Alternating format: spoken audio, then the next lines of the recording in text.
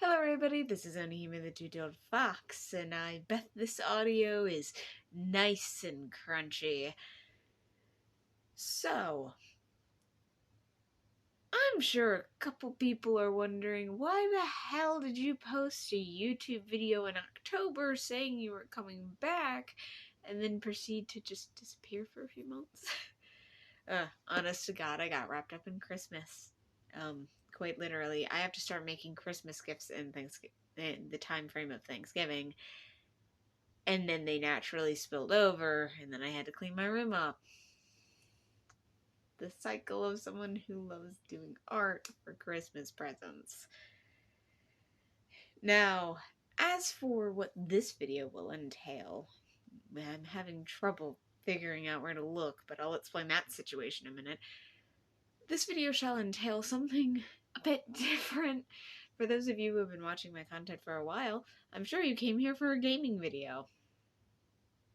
Which is obviously not happening considering I'm, doing an introduction face-to-face. In fact, I'm trying to figure out how I'm going to do gaming videos because my webcam decided to commit toaster bath.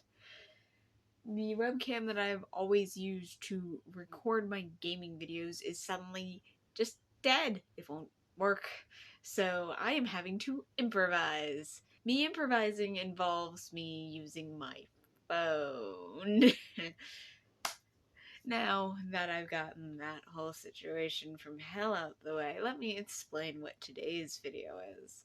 Today's video is a little something called Create This Book. I would hold the book up to make it kind of a thing. It's the fact that the book has already been touched. I've already done the first few, not even prompts, I've done the first few steps for my Create This Book already. So what will entail will be the juicy adventure of my struggle. Now that my face is out of your face, this right here is my Create This Book. It's beautiful, it's pristine. Look at all those prompt pages just ready for me to make nothing short of messes. And look at me being such a professional YouTuber and being completely out of frame. Now, anyone who's seen a Create This Book video knows that the easiest and best place to start is the cover. Well, easy probably for most people. I had a lot of different ideas as to how I could decorate the front cover of my Create This Book, and honestly, I probably could have come up with something better, but I do like what I ultimately wound up with. I knew that I was going to deliberately decide to make my rule a consistent through the whole book, which when you see my rule, you will realize just how open-ended it is, and it's open-ended for a reason. I wanted to be able to apply it to every prompt in this book, so even the cover, the sides of all the pages, and all of the pages before you even get into the actual prompts, they all follow the rule. Now, you'll notice that I'm going to be jumping around a lot on the cover, and that's got a lot to do with the fact that I had no fucking idea what I was doing. So, I was kind of just going with the flow and letting my inspiration do with me what it will.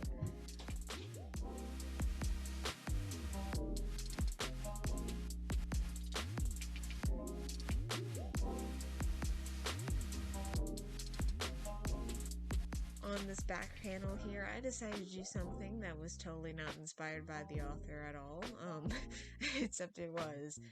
I'm doing a nice, wonderful blendy rainbow, and I'm going to take this opportunity, while this is taking forever to blend out, to explain who Mariah Elizabeth is, for those of you who don't know. Mariah Elizabeth is a wonderful YouTuber and just artist in general who does a lot of really creative food and animal themed and blob themed creations. She makes a lot of really interesting and cool art, all featuring rainbows or pastel colors. And I have always gotten a lot of inspiration from her and Super Ray Dizzle for when I needed So it's really cool to finally have my hands on Create This book.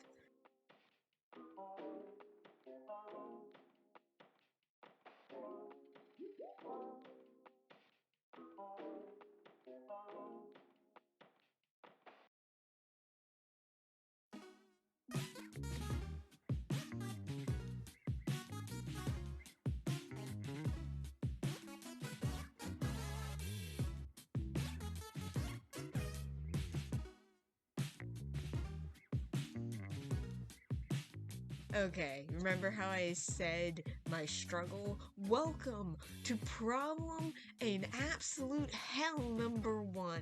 This is my fault. This is my fault, and I should have thought things through. First off, this isn't even the right color.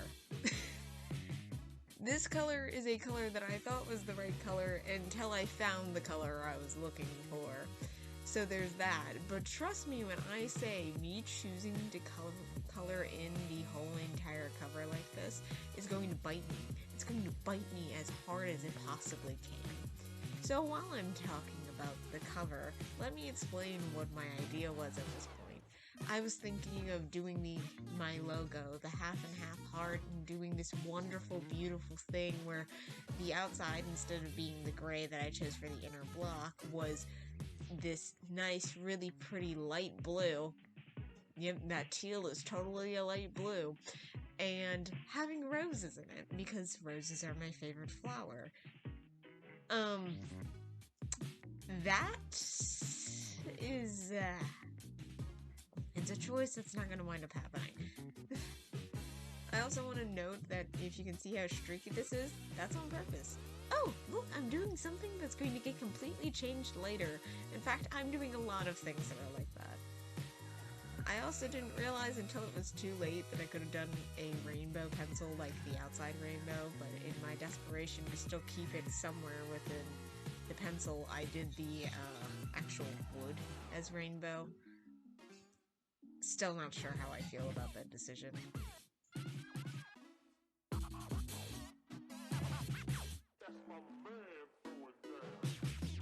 And here comes mistake number 2 that I will be promptly, and I mean very promptly, erasing because I noticed how much I hated it. I originally was trying to go for like the dark YouTube theme. Search bar. And me doing more things that are just going to get completely covered up later. Here's me mixing paint and painting and realizing it scratches off immediately. Which meant that I had to undo all of that.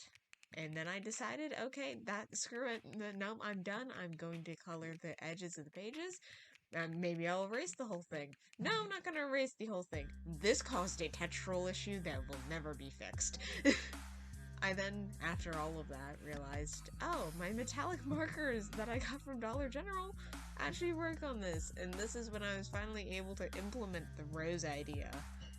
Which I'm at least happy I was able to do it. And here's me going over the new look. You can see none of what I'm doing there, but I was doing the edges. And now it's me just duct taping. Well, packing tape, May. It's packing tape. This is me doing the packing tape method. And let me tell you, this looks satisfying to do. It's not as satisfying to do as it is to watch. It is very satisfying to watch, though, minus the fact that my book's slowly escaping me, and the frame. And it's a muffin break! It's muffin time. Everyone loves muffin time, except you all don't know who that is. It's a stray cat who appeared on our porch, and I love her very much. I wound up adopting her. And I don't think I could live without her. She's my little Miss Muffin. There's no getting rid of Muffin. So, if you haven't caught on yet as to what I'm doing with this page, with the hearts everywhere, I am doing the literal inverse of the design. So, the black and white hearts are actually going to be on the outside, and then to create this book, paint splatter? I'm not sure what to call that. Abstract shape. will have the roses and the actual correct light blue color. I actually wound up having to break out my Prismacolors, my nice, fancy, and expensive colored pencils. They're not that expensive. To color this because I wanted to blend out the black and white into each other without actually using the gray this time.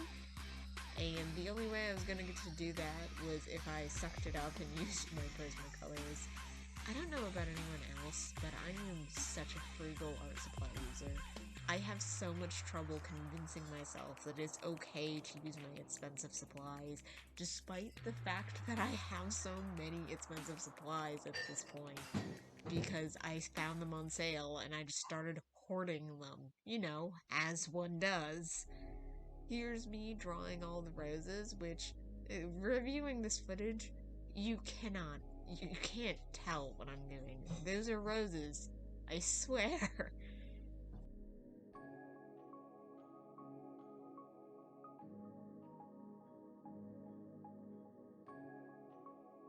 The process of coming up with this idea was so much easier because of the fact that I already knew that I wanted to do the second cover as the inverse of the actual cover, like the first inner page. So it made it a little bit easier to go through this, so it was a bit faster. I already knew what I was doing.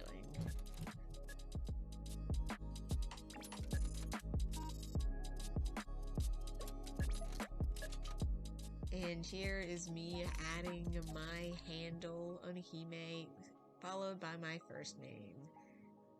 Now we're measuring a square, you know, the most interesting of things to do.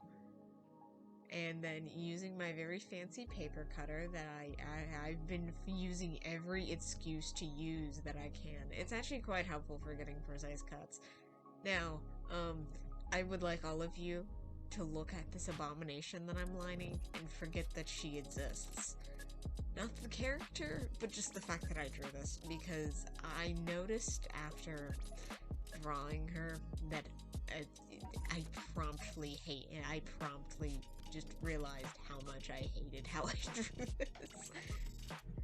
So, skipping over that process and going straight into doing the tips and tricks page so I could think about what I was putting in the empty box, I decided to go with silver and gold, you know, metallic colored pencils. Do I regret doing this? I'm not sure. I like how it looks, but also, at the same time, it did not come out as metallic as I thought it would. And this is when I switched to my oil-based color pencils and realized, oh, wow, this is way more pigmented and metallic than the freaking Crayolas are. And now, I'm finally drawing her. So, most of you may not know this, but this, the character I'm drawing right now, is Onihime, the mascot for the channel, the character I've named my channel after, the character that is both an OC and a persona, which is a story. And it's not a story I'm getting into today, but I shall at least explain it a little bit. There are two versions of Onihime. You have the version that is my persona, the one that is related to the half and half heart and has a lot to do with my YouTube channel and a lot of other things that are just me. And then you have the actual original version of her. The original version of her, who I often call OG Onihime. Onihime's whole thing is just, she was a character that I have had since I was a child. And despite the fact that Mei and Onihime have the same color palette, the same name, and what have you, they are two extremely different characters all in all. There are a lot of differences, and perhaps maybe I'll make a video dedicated to going over those, or, you know, going over just the entire existence of Onihime as both a persona and as an OC, but that would be a time commitment, and that would require people actually getting invested in her, so we'll see if that happens. What I can tell you, for the moment, however, is that her hair color, her skin tone, are a pain in the ass. I've been trying to refrain from cussing this whole time, but no, this is where I draw the line, because why? Why is it so difficult to find her skin shade or make her skin shade in color pencils, and why is her hair color so awkward? I'm going to put up a few images on screen of what Onihime looks like, so you all know, like, the different variations of at least, Meg, Persona Meg, because I don't have any formal art of actual Onihime, the OC Onihime, because they do look slightly different. Just, maybe I should do that, because, you can see how off it is.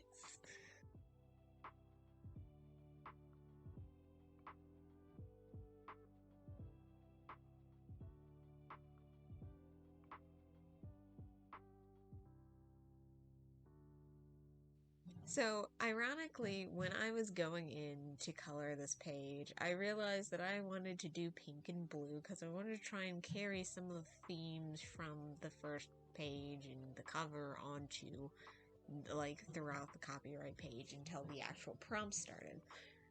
And then I realized something.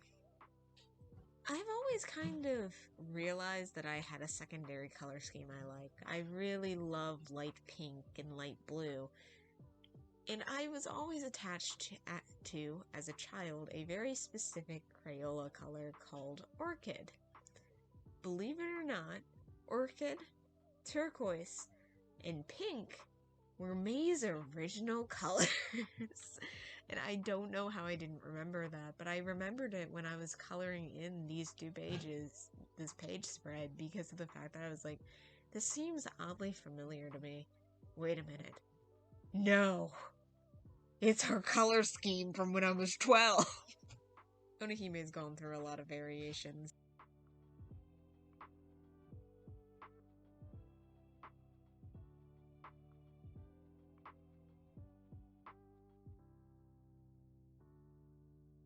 Here's me using some glue dots to put her in place. I would regret this thoroughly when I go to Mod Podge this page.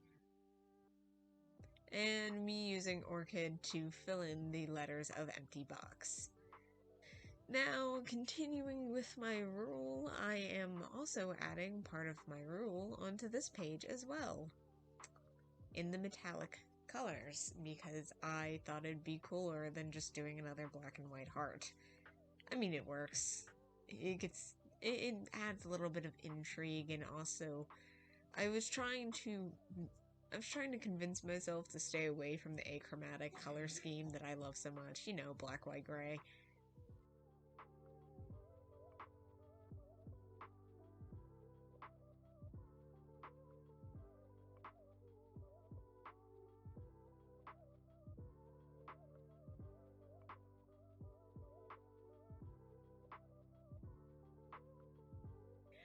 As you can see, here I'm using my oil-based colored pencils to try and blend on this page, because my oil-based colored pencils actually blend way better on actual art paper. The paper in the book, for some reason, was just rejecting the oil-based colored pencils a little bit.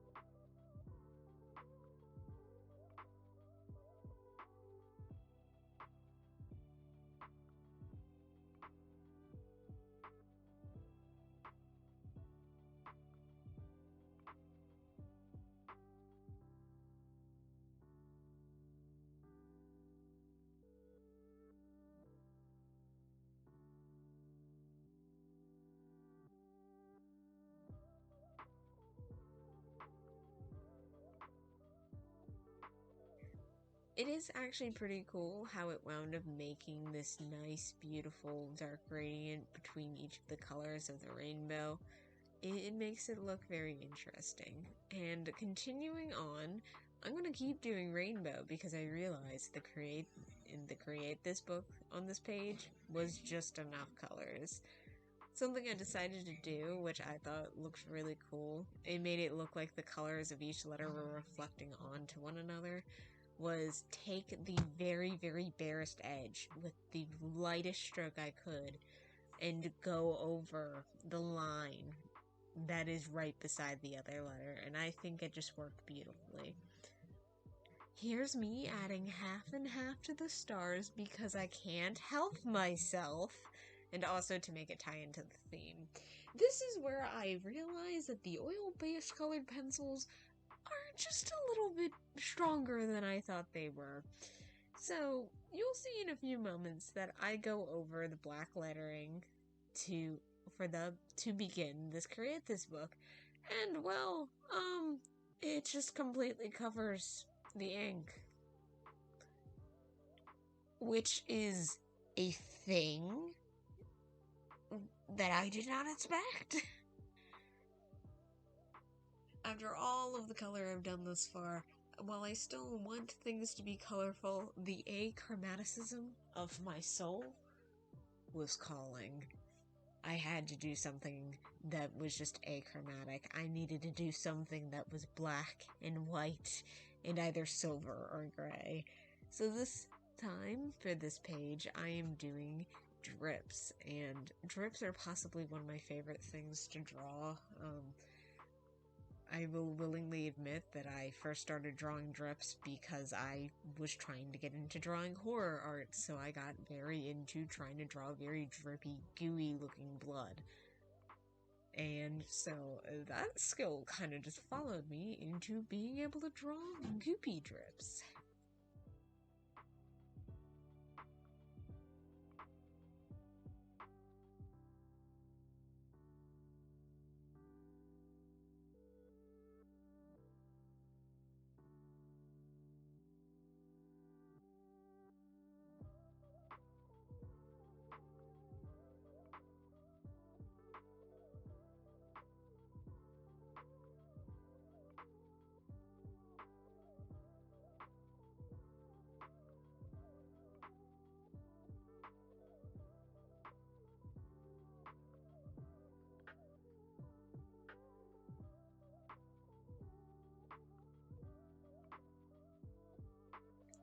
Now that we've gotten this far in the book, and there's not a half and half heart in sight, which is the only page that doesn't have one, because even May has hearts on her design.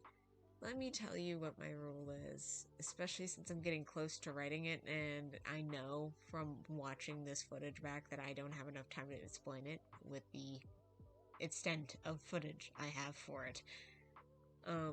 My rule for this book is going to be that every page must have something pertaining to my YouTube channel's theme.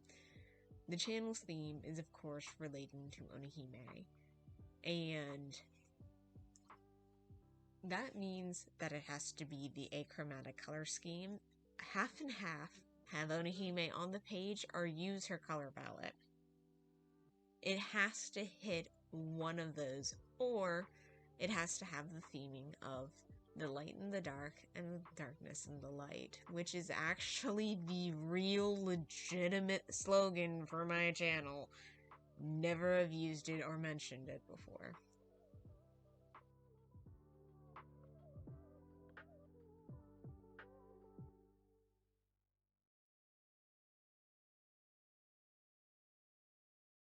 That being said, this has been a really chatty video. I hope you all enjoyed it. Thank you guys so much for watching, and I will see you all in the next video.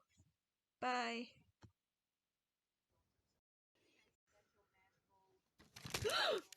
Fucking Christ. Oh no, here we go. This is why I can't have nice things.